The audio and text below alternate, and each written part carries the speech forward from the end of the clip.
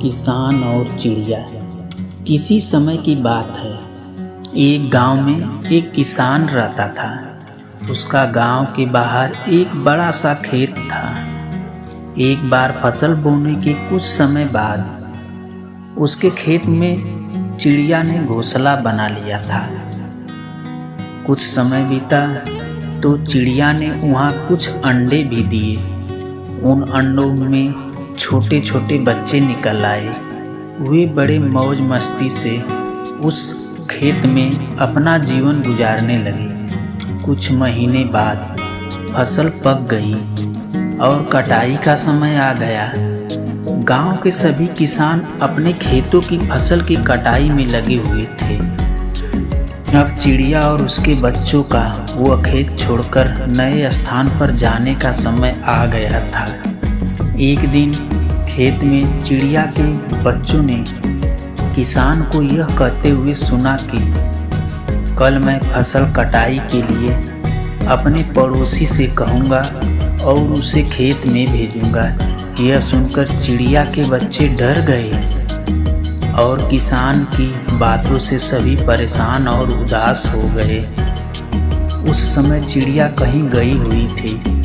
जब वह वापस आई तब बच्चों ने उसे किसान की सारी बातें बताई। माँ, आज हमारा यहाँ अंतिम दिन है। रात में हमें दूसरे स्थान के लिए यहाँ से जाना होगा। चिड़िया ने उत्तर दिया, इतनी जल्दी नहीं बच्चों, मुझे नहीं लगता कि कल खेत में फसल की कटाई होगी। चिड़िया की कही बात सही साबित हुई। दूसरे दिन किसान का पड़ोसी खेत में नहीं आया और फसल की कटाई न हो सकी। शाम को किसान खेत में आया और खेत को जैसे का तैसा देखा। बुदबुदाने लगा कि ये पड़ोसी तो नहीं आया।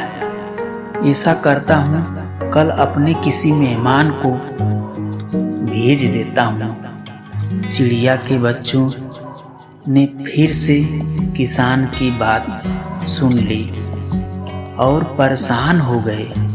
तब चिड़िया को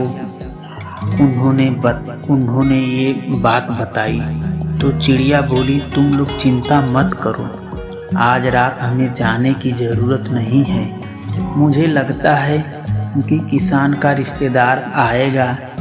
ठीक ऐसा ही हुआ और किसान का रिश्तेदार अगले दिन खेत नहीं पहुंचा।